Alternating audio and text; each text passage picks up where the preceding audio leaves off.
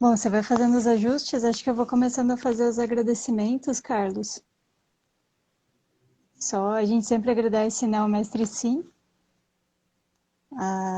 aos Tá bom. tradutores, ao Mestre Sim, né, que a gente fez esse projeto junto com ele, aos tradutores, ao Qian Chen Lin e a Lúcia Helena Nobre Souza, e aos grupos de estudos do Mestre Sim de Piracicaba e de Jundiaí, que sempre deram todo o apoio, toda a força para a realização desse projeto.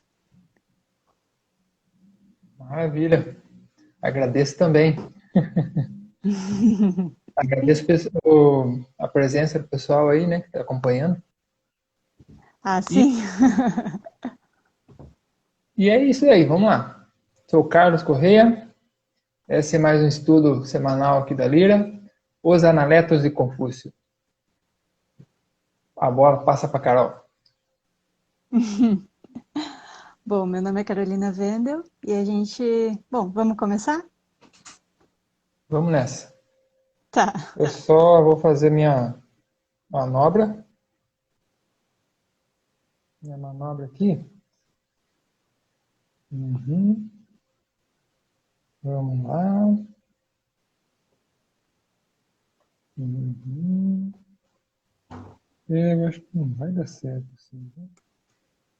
Eu tenho que fazer um. Opa! É ao vivo, tá, gente? Então, tem imprevisto. Opa! Aí. Agora deu. Vamos lá. Aqui temos o tradicional chinês. Oi, Vamos Lilian. à frase. Tudo bem. Era difícil falar com o povo de Wuxian. Vamos ver se está escrito Wuxian lá mesmo. Wuxian. Era difícil falar com o povo de Wuxian. Wuxian. Povo conhecido por ser irrazoável. Os discípulos ficaram perplexos quando Confúcio recebeu um rapaz de Wuxian. Confúcio disse: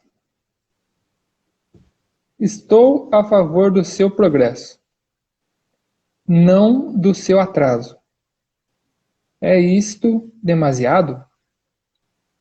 Quando uma pessoa se purifica, a fim de progredir, devemos estar a favor da sua purificação, sem responder pelo seu passado. Bom, então a explicação do mestre Sim para essa frase é que era muito difícil as pessoas de Huxian entrarem em contato com pessoas de outros povoados. Isso não quer dizer que elas eram selvagens, mas que há vilarejos que têm uma cultura diferente da de outros vilarejos. E por isso eles não querem entrar em contato com os outros, porque eles menosprezam esses outros povos. Mas o Confúcio aceitou essa criança desse povoado. Então, alguns discípulos acharam estranho. Essa criança, já é difícil entrar em contato com ela, então por que vamos ensiná-la? Eles não nos respeitam, não respeitam a nossa educação. Então, por que vamos aceitar essa criança?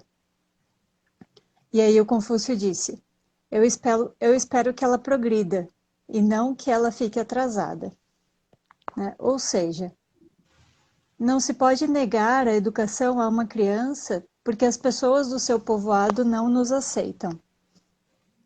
Se uma pessoa se transforma e vem em busca do conhecimento, por que ainda vamos nos preocupar com o que ela fez de errado no passado? Isso não seria educação. Se uma pessoa quer se transformar e quer se elevar, por que iríamos negar dar educação a esta pessoa? Talvez no passado ela tenha sido ruim, não nos respeitava, nos menosprezava. Mas se agora essa criança veio até aqui, isso representa que ela quer aprender. Então, por que a gente vai colocar ela para fora? Por exemplo, né? Agora o mestre Sim deu um exemplo. O mestre Sim vem até o Brasil. Aí os brasileiros, o mestre Sim é de Singapura, né? O mestre Sim vem até o Brasil. Aí os brasileiros vêm até ele e falam: Ah, isso é coisa de chinês. Mestre? Quem é esse mestre? Né? Esse brasileiro menospreza o mestre Sim. Mas tem outro brasileiro que se aproxima e quer conhecer. Quem é esse mestre? E quer aprender alguma coisa. Então o mestre Sim vai aceitá-lo. Ele não vai dizer: Ah, não, vocês brasileiros são muito arrogantes, eu não vou aceitar nenhum brasileiro. Ou então, você me menosprezou, agora você está me procurando? Eu não aceito. A gente não deveria ser assim, pois estamos promovendo educação. E educação é para quem quer se elevar. Todas as frases do Confúcio são muito profundas. São exemplos práticos, não apenas uma teoria. Se uma pessoa quer realizar educação, então ela precisa considerar esses exemplos de vida e utilizar esses exemplos na sua própria prática. Por exemplo, Jesus falou: amai o seu inimigo. E se agora ele quer ser seu amigo, então por que você vai se preocupar se ele era seu inimigo no passado? Outro exemplo. Na Copa de 2014, o Brasil perdeu da Holanda. Muitos brasileiros ficaram até o final da partida e muitos foram embora antes do final. Muitos dos que ficaram ainda aplaudiram os holandeses no final, porque eles não são seus inimigos. Embora o Brasil tivesse perdido, isso é só um esporte. Por isso, aqueles brasileiros que ficaram e que aplaudiram são brasileiros de virtude, que amam o esporte e não a partida. Bom, então voltando à frase do Confúcio, o Confúcio chegou numa cidade com seus alunos e foi transmitir aquela educação do Tao. E as pessoas daquela cidade não gostavam daquela educação de Confúcio e o menosprezavam. Não queriam entrar em contato com ele.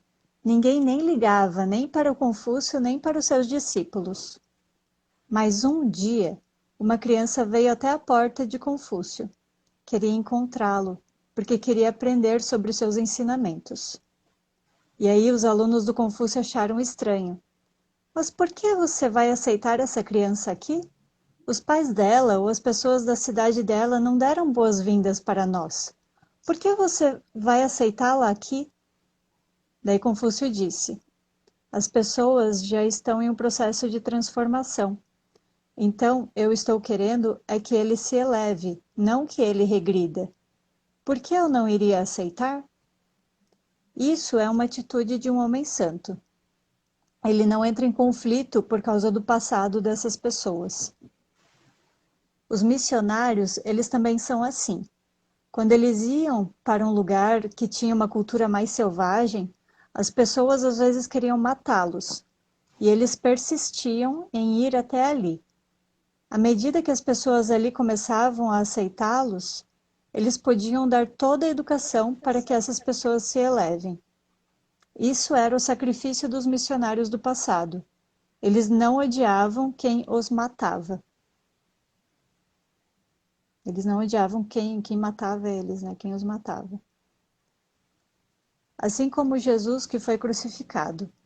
Ele falou para um ladrão: nós vamos nos encontrar no paraíso daqui a pouco, porque você se transformou.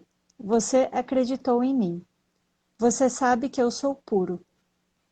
Embora esse ladrão tivesse cometido um crime, naquele momento ele sabia que Jesus era bom. Ou seja, ele pode se salvar. Deus não iria falar: você é um criminoso, como você pode entrar no paraíso? Se você sabe que você é um criminoso e que merece a cruz, Mas você sabe que Jesus não merecia ser crucificado? Se você compreende isso e verdadeiramente se arrepende, você já pode ser salvo.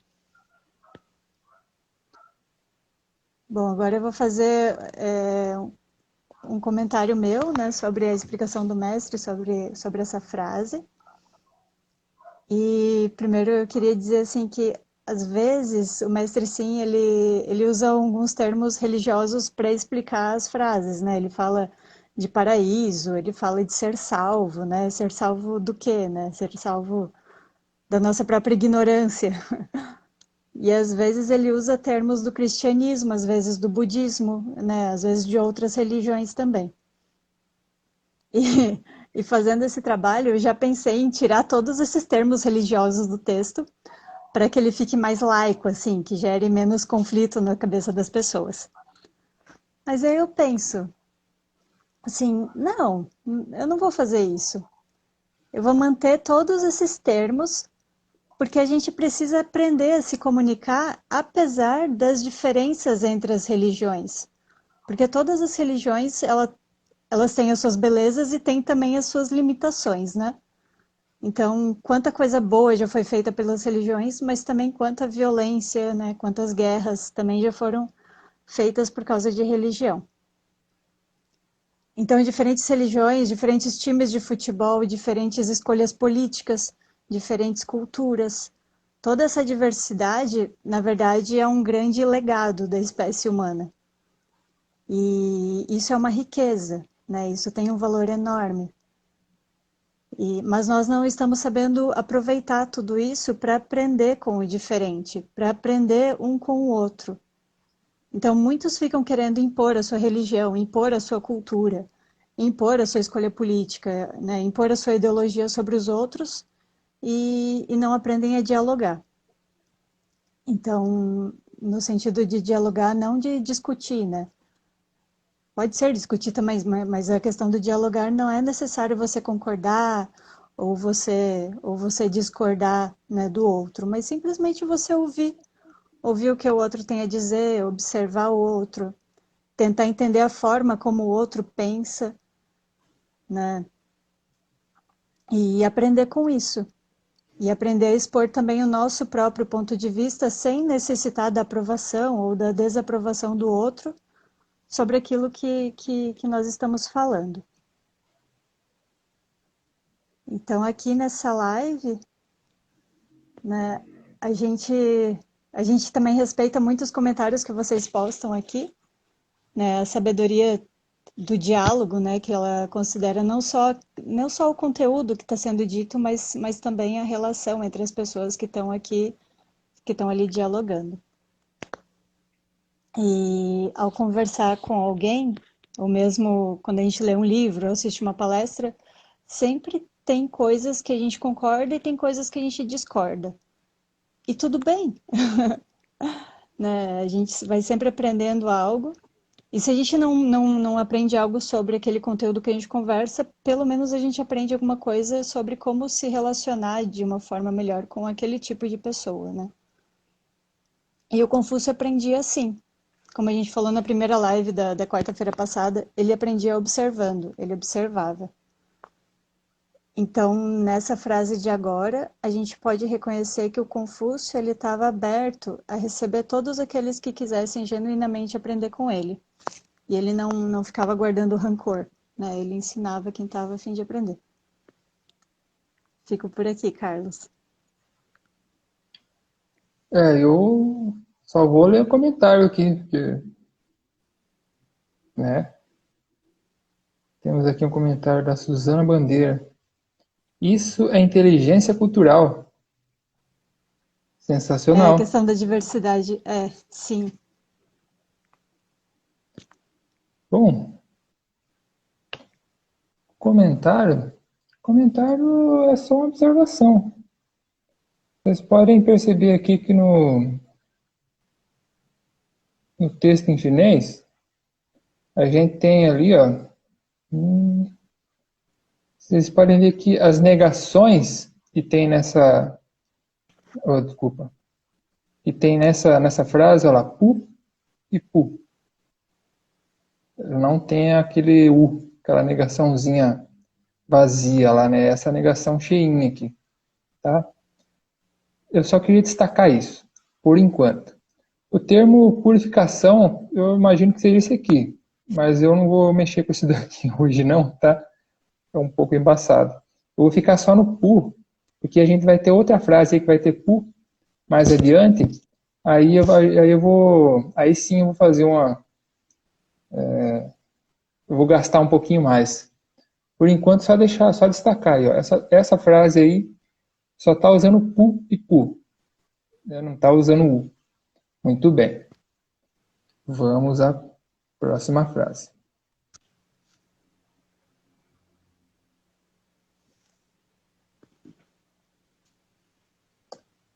Próxima frase, Confúcio diz: devemos respeitar os jovens com receio, porque quem sabe no futuro não se comparará ao presente. Quem sabe eles não serão diferentes do que são atualmente? Se uma pessoa tem completado 40 ou 50 anos e se tem podido falar, só um minutinho, e se tem podido falar dela, é quando podemos olhá-la sem receio, provavelmente não mudará mais.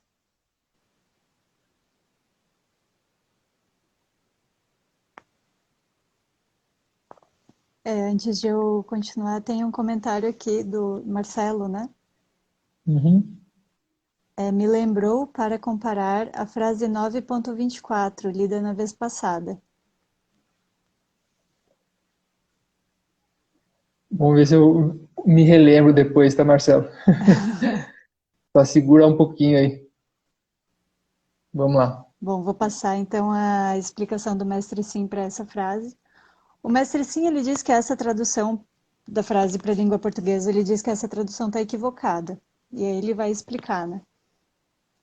Na primeira frase, o Confúcio fala que os jovens são temidos pelos mais velhos, pois são cada vez mais inteligentes e muito rápidos.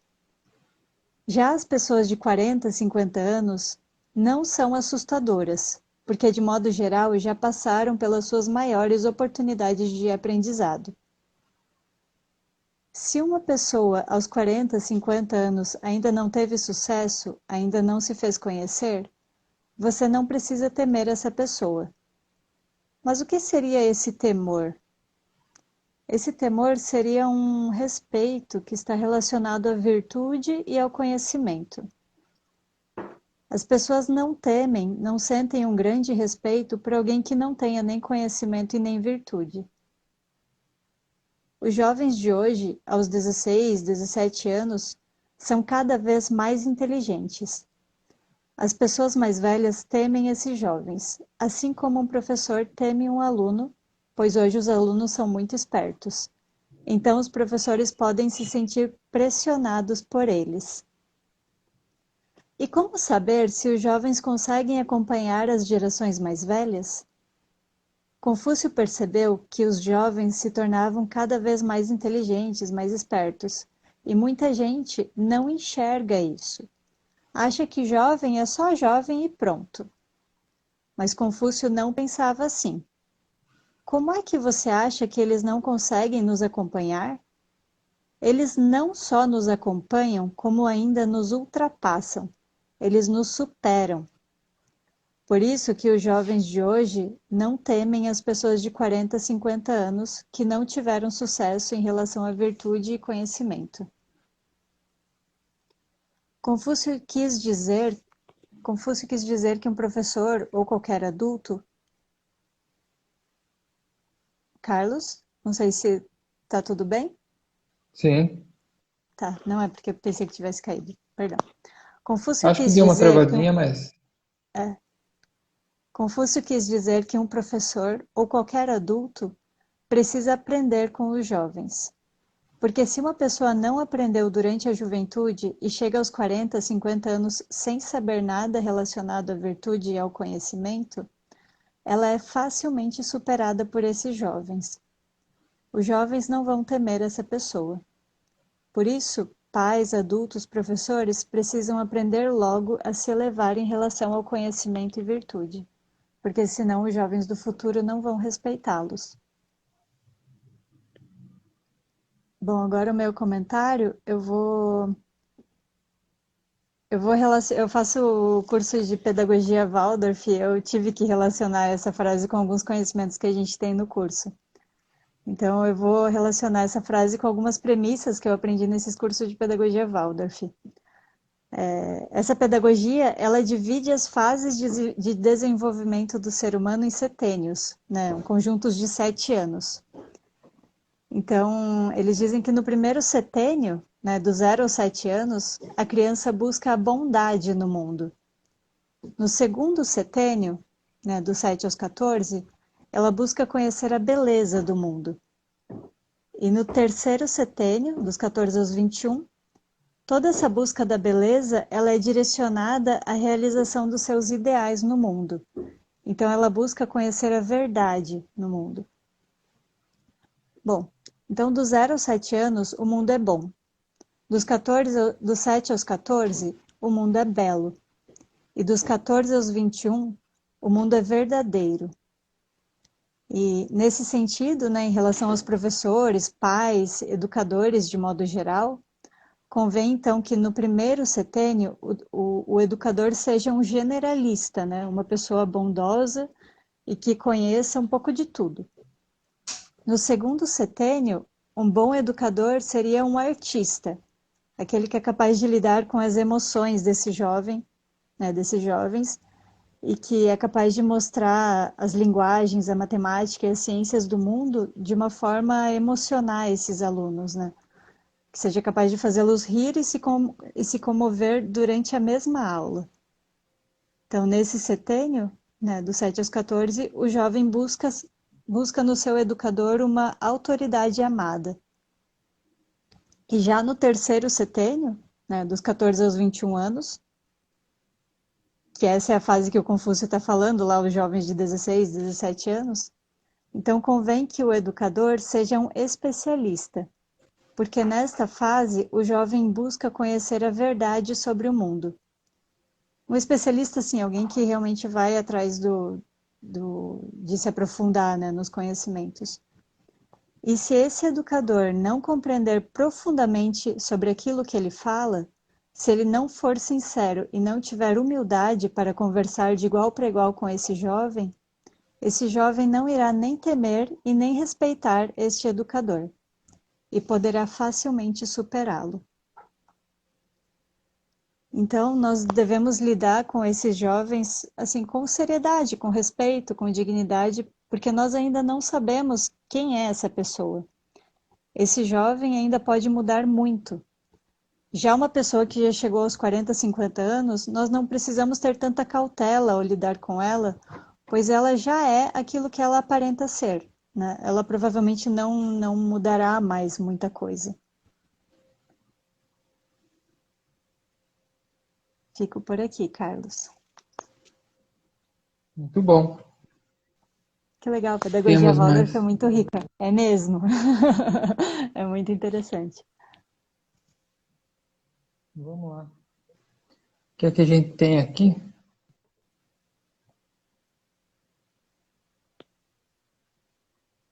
Aqui no chinês, aqui a gente já vai ter, ó, 40, 50, a negação cheia aqui e a negação vazia aqui, tá? 50 anos e não tal coisa, tá, gente? O hoje, conhecimento, que é traduzido geralmente por conhecimento aqui, ó, ou por experiência própria, assim, sua, de cada um, tá? Bom, Marcelo está falando aqui, boa conexão essa que você fez sobre os jovens. Maravilha. Você quem? A É Carol, né? bom. Carolina, né? É bom poder relacionar, né, com as coisas. Bom, então eu só queria mostrar para vocês aí, né, pra vocês irem se localizando devagarzinho. Quando vocês pegar o chinês, né, o tradicional ali, geralmente tradicional, né? Só para vocês ir a uma negação cheia de novo, tá? Eu só estou preparando um pouquinho de terreno para a próxima frase, tá? Essas duas primeiras eu quis destacar os nãozinho, né? O não cheio, u, e o não vazio, u, tá? Vamos passar para a próxima então, vocês vão saber por quê. Vamos lá. Tudo bem.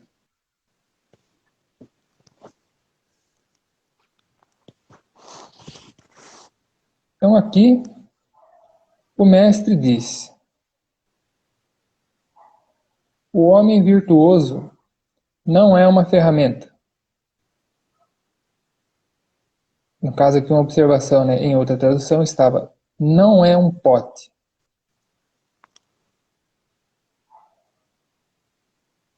O mestre Sim, ela falou que essa frase, a tradução correta é que um homem virtuoso não é um pote. Essa da ferramenta não, ele não considera que esteja correta. Mas ele fala que ainda assim ainda precisa ser melhor explicada. Então, o que o Confúcio quis dizer com isso, né? Ele fala de pote, mas aí o mestre Sim começa a falar de copo. Né? O que o Confúcio quis dizer com isso? Imagine um copo. Esse objeto cilíndrico, né, e fechado no fundo. Um homem virtuoso não é simplesmente um copo. Um copo serve apenas para que se possa colocar água e outros líquidos dentro dele. Ele não tem outra função. Não serve para fazer outros trabalhos diferentes. Um homem virtuoso não é algo que serve para cumprir apenas uma função. Ele precisa aprender sobre tudo. Precisa poder desempenhar todo tipo de função. Ele não pode virar simplesmente um copo que só faz um tipo de trabalho. Confúcio não quer que uma pessoa se limite, ele não quer que uma pessoa se aprisione a uma única função, principalmente um homem virtuoso. Mas o que é esse homem virtuoso? É alguém que quer servir a sociedade. Então, ele precisa aprender de tudo. Assim, ele vai saber desempenhar aquilo que a sociedade precisar. Se ele quer servir a sociedade, mas só souber fazer um tipo de trabalho e mais nada, a sua atuação será limitada. O homem virtuoso não é alguém que simplesmente tem virtude. Ele precisa ter muita capacidade para realizar muitas coisas. E quando já aprendeu muitas habilidades, ele precisa colocar esse conhecimento em prática, a serviço da sociedade. Os homens virtuosos do passado aprendiam muitas coisas justamente para que pudessem servir a sociedade. Quanto melhor, quanto mais elevado for o seu conhecimento e a sua capacidade, esse é o momento em que ele pode se tornar um oficial para servir a sociedade. E quando esse homem virtuoso já está executando esse trabalho na sociedade, já é um oficial e já faz isso bem, então ele deve se esforçar ainda mais para aprender cada vez mais. Se você já aprendeu muitas coisas, então você pode se tornar um oficial. E se você é um bom oficial, então você deve se esforçar para mais ainda para aprender, porque assim você vai poder realizar muito mais. Bom, então, na época do Confúcio, um homem virtuoso precisava aprender tanto conhecimento e tanta virtude justamente para que ele pudesse servir a sociedade, né? Mas e atualmente? Por que aprendemos tanta coisa? Será que é apenas porque queremos? Ou é porque queremos servir a sociedade? E depois, quando já estamos inseridos na sociedade e realizando os nossos serviços na prática, aí é preciso aprender ainda mais. Aí é preciso se elevar ainda mais no aprendizado. O meu comentário sobre essa frase, explicação do mestre, essa, no começo eu fiquei meio, assim, eu fiquei um pouco com algumas contradições em relação à questão do especialista, porque a nossa sociedade, ela valoriza muito, né, o especialista, mas aí eu refleti sobre isso que o mestre falou, e, bom, vou compartilhar com vocês. Essa visão do todo, essa visão mais holística, é muito importante para que nós possamos realizar trabalhos que sejam de fato virtuosos, que sejam realmente justos, socialmente justos e ambientalmente sustentáveis. Se você se especializa na fabricação de um determinado produto, por exemplo, o ideal é que você conheça não apenas o seu produto, mas conheça toda a sua cadeia de produção, desde a matéria-prima até o descarte final. Quais são os impactos ambientais gerados pela fabricação, né, os impactos sociais, né, o descarte desse produto, quais os impactos que o consumo desse produto pode causar na saúde das pessoas, né, tanto na saúde física quanto na saúde psicológica, né, entre muitos outros fatores. Então, mesmo se você se especializa em algo, você precisa ter e buscar outros conhecimentos dentro também daquele setor. E ao irmos em busca de compreender de fato tudo que interfere nas atividades que realizamos, acabamos questionando e buscando compreender muitas coisas que, se fôssemos apenas especialistas, não iríamos compreender. E poderíamos correr o risco de estar realizando um trabalho que traz mais prejuízos do que benefícios para a sociedade. Então, de fato, um homem virtuoso não pode ser apenas um especialista. Ele não pode ser apenas um pote, né? Ou não pode ser apenas um copo. Aqui. Não basta ser especialista em algo para ser virtuoso. São aprendizados diferentes. Sim.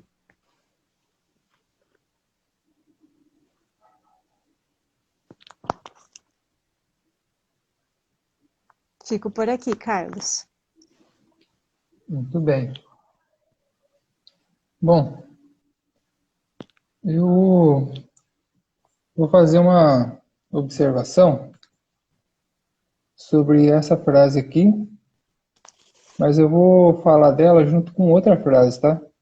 Só um minutinho, que eu... Opa. Só um minutinho, gente. Então, eu vou me ajeitar aqui. Vocês têm alguma observação para fazer também? À vontade. Vamos lá. Uhum.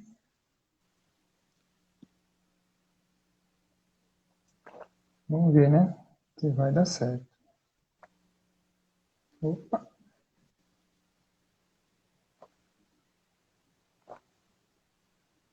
Uhum. Ver se eu consigo.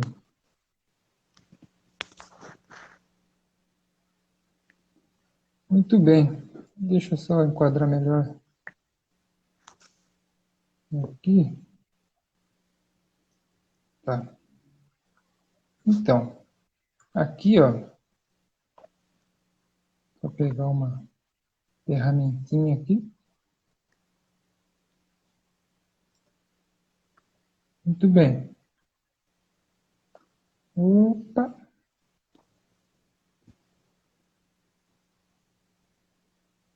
Tá. Opa, aqui.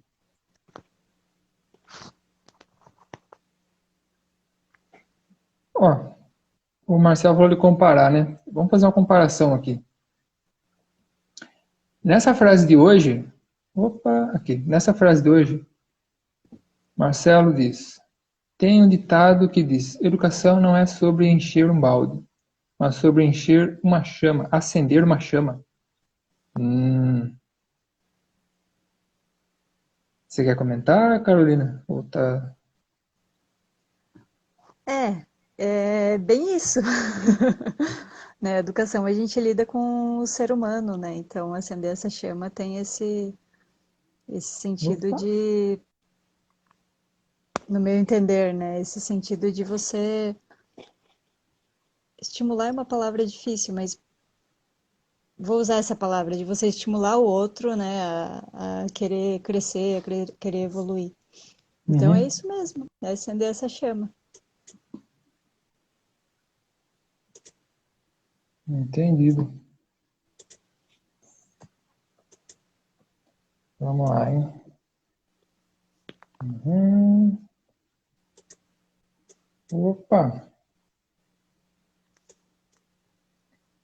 Eu vou ter que fazer aqui uhum,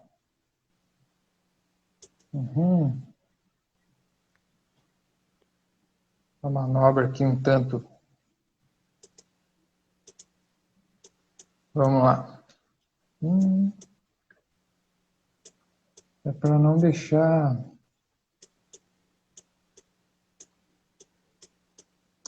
É, não deu certo. Deu muito certo. Dá pra ver, Carlos? É que eu não quero que mexa, né? Ah, Deixa eu só mexer mais um pouquinho. Quero que o pessoal acompanhe na íntegra aí. Nem que dê um trabalhinho.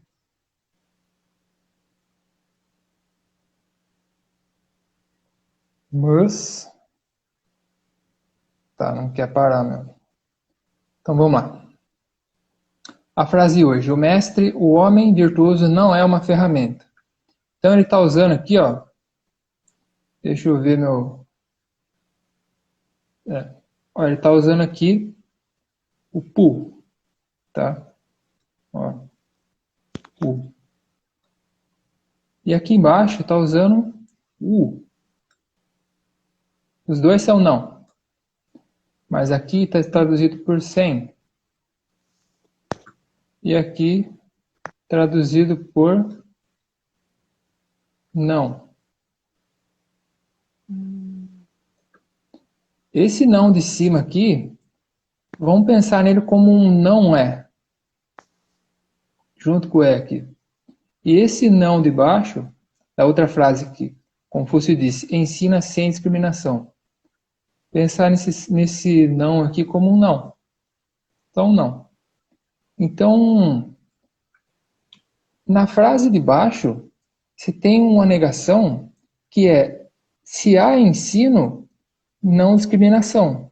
Uma discriminação que não é fixa, tá? Como vou ficar vou ficar por aí, para não ficar assim me alongando muito. Vamos ficar só com essa ideia inicial. Depois a gente pode destruir ela e fazer uma mais legal. Há ensino sem discriminação fixa. Esse U aqui é o Uzinho vaziozinho, tá? Esse U de cima aqui, vamos dizer que ele é um Uzinho cheio. Então, a afirmação que está aqui, ó, o homem virtuoso não é uma ferramenta, o que quer dizer? Não é uma ferramenta, ele está separando, ele não está juntando, ele não está relacionando uma coisa com a outra. Na frase de baixo, a não discriminação relacionada ao ensino. Se tem discriminação, se tem ensino, sem discriminação definitiva. Agora, o homem virtuoso, que a gente já discutiu que é uma tradução que mais atrapalha do que ajuda, pelo menos do meu ponto de vista, aí tá separando, tá assim, tá querendo destacar que a pessoa educada ou a pessoa exemplar, como o mestre Sim falou, né, essa pessoa que trabalha para a sociedade, que visa contribuir com a sociedade, acho que é mais ou menos por aí. Não é uma ferramenta, não é um pote, ela não é uma coisa estática, entende? Né, assim, acompanhando a explicação do mestre, pelo menos no meu, assim, na minha interpretação, interpretando aqui as frases do Analecto, as duas frases no chinês tradicional, com as traduções, fazendo essa interpretação que eu estou a partir da explicação do mestre Sim, Então eu chego nessa, vamos dizer assim, nessa comparação que eu acho que ajuda a gente a perceber aí que a frase de cima, ela é uma frase que lembra muito o que a gente chama por aqui em filosofia de lógica formal, sabe? Não é. Ou é ou não é. No caso aqui, não é. Então, ele tá afirmando, ele está fazendo uma afirmação, entende? No caso de baixo, não. Entende? Ele não está fazendo uma afirmação assim estática. De baixo, ele está pensando com base na relação. Em cima, não. Sabe?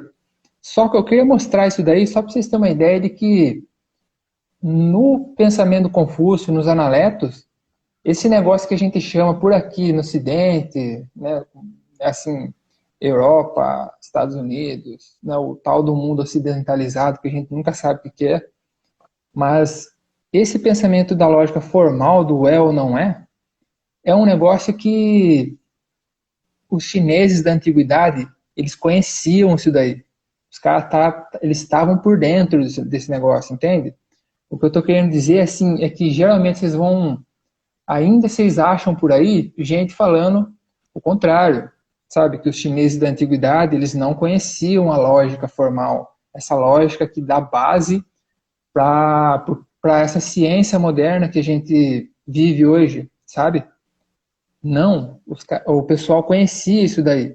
Só que a preferência, vamos dizer assim, por diversos motivos, que a gente podia listar aqui, vamos dizer que essa lógica aqui, né, essa relacional, vamos dizer assim, vou botar um Rzinho aqui, essa lógica relacional, vamos dizer assim que ela ganhou a parada na China antiga, vamos dizer assim. E aqui, a lógica formal ganhou a parada entre os gregos antigos, vamos dizer assim.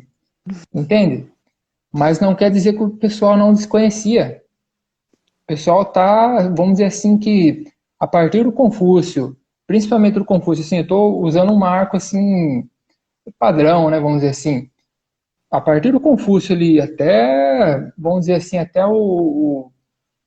dinastia Han ali, né? Século I, II, mais ou menos, ali, século I antes da nossa era, século II depois dessa era, que a gente, né, que são famosos ali no período ali das 100 escolas de pensamento e tudo mais, aquilo ali é um monte de propostas, de discussão filosófica. Ali tem muita coisa, tá, gente? O pessoal não concordava com tudo, discordava. Não é super complexo o negócio. Entende? Aqui o Bruno está falando negação assertativa e negação relacional. Pois é, né, Bruno? Aí a gente, né, assim, em relação à ideia que eu estou querendo passar aqui, aí a gente pode chegar num consenso né, do qual terminologia que a gente vai usar aí, né? Acho que sim, né? E, talvez a gente possa realmente partir aí, negação relacional, negação assertativa.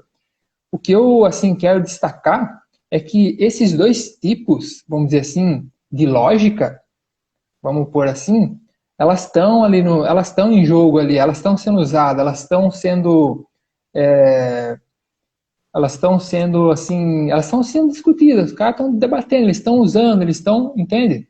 É isso que eu queria destacar hoje aqui para vocês.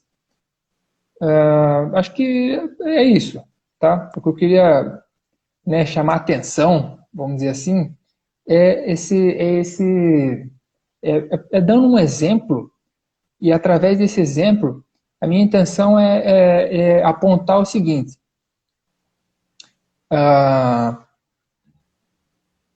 o que a gente chama de ciência, que tem base nessa lógica formal, né, do cálculo, do que a gente chama de abstração e tudo mais, esse negócio aí não é exclusividade da Europa, dos europeus.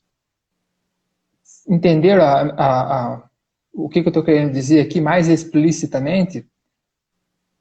Mostrando aqui, dando um exemplo aqui só a partir do Analetos que a gente já pode pensar aí nessas duas lógicas ali, assim, sendo explorada já pelos próprios escritores dos Analetos, né? Porque eu imagino que mesmo dentro daquela, vamos dizer assim, daquele segmento, daquele, enfim, daquele pessoal que foi escrever, que foi, vamos dizer assim, confeccionando aquela obra, que ela não é, eles não fizeram num dia. Aquilo, isso que chega para a gente, né, o que a gente chama de analetos hoje, é uma construção assim que demorou séculos, tipo mais de 100 anos, para chegar nessa nisso que a gente tem acesso hoje, entende? Então, dentro desse pessoal aí que mexeu só com analetos, eu imagino que deva ter um monte de gente ali que eles não chegam, eles mesmos não concordavam em tudo sobre o que o mestre disse ou o que o mestre não disse, tudo mais, entende? Então, eu só queria chamar então, atenção aí para essa, vamos dizer assim, a complexidade do documento aí que a gente tá fazendo esse estudo semanal. Acho que por enquanto é isso. Senão vou me alongar demais. A gente pode passar para a próxima frase, Carol? Então, Carlos, são 20h52. Eu não sei se convém. Às vezes a Ah, gente tá. conversa sobre os comentários e, né, abre para comentários porque senão vai ficar corrido, eu acho. Sim, bela Deixa a observação, próxima porque eu para. tinha deixado passar o tempo hoje. Tá. Não, tranquilo, foi ótimo. Mas tem um Bom, comentário do o Marcelo, ele falou, lembra um pouco a frase 2.12. Você tem acesso aí à frase 2.12 para a gente ver qual é? não é 2.12 que ele falou. É outra frase. Deixa eu só. É a frase. Acho que era 24 Ah, alguma ali coisa. tá 2.12. 9:24. 9:24. Deixa eu só. Opa. Uhum. Deixa eu só. 9:24. Na aula passada.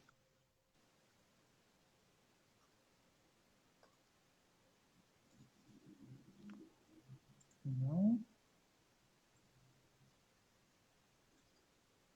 Só um Antes minutinho, tinha gente. falado da 9.24. É isso. 9:24. Marcelo, porque a 2.12 é de fato a que a gente leu.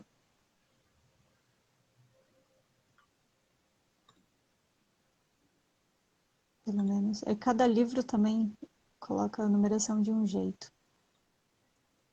A gente tem esse problema também. 9:24. Essa eu vou ficar devendo, viu? A gente pode ver isso para a próxima live, para o próximo estudo, porque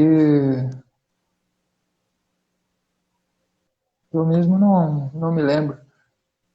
Tá. A gente vai dar uma Bom, olhada. para não ficar Bom, se maçante alguém. para vocês aí. É, Então, a 9:24, Marcelo, eu não vou achar ela aqui agora, mas eu vou. Mas a gente vai resolver essa parada aí na próxima, no próximo, na semana que vem, na próximo estudo. Marcelo disse, sim, lembrei porque na 9:24 o mestre, de certo modo, desiste do aluno. Ah, aquela lá. não Sim, vou. Ah, tem a ver. tá. Então vamos ver se a gente faz essa comparação com a próxima, no estudo que vem. E vai ser bem legal no estudo que vem, porque a próxima frase que a gente ia ler agora no final, mas vai dar tempo, ela também tem tudo a ver com essa.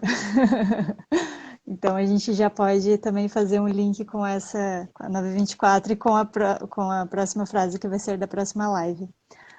Sim, tá. Se o aluno não faz por onde, digamos. A gente vai conversar sobre isso na próxima live. Maravilha. O tempo, eu não prestei atenção no tempo. Valeu, obrigada, Bruna. Maravilha. Valeu, gente. Obrigado das contribuições de vocês aí. Sempre, sempre dá vamos dizer assim, alavanca a gente, né? Empurra a gente para a gente mexer, a gente voltar, ver de novo. E sabe, legal, hein? Obrigado, gente. Obrigada, Bom, pessoal. Boa noite. Tudo bem, foi só uma associação. Mas é bom, porque daí a gente vai, né, fazendo as associações e vai relacionando umas com as outras e aprende melhor, eu acho. Sim, as lives elas ficam salvas tanto no, como é que é? HGTV? IGTV. No Instagram, no IGTV, aqui da Lira Chinesa, quanto no YouTube também, né? O Carlos, em uns 2, 3 dias, ele coloca geralmente no canal do YouTube da Lira Chinesa. Valeu. Maravilha, gente. Tá joia? Obrigada, pessoal. Boa noite. Boa Boa noite para noite, vocês também. Carlos. Valeu. Até a próxima. Tchau, até.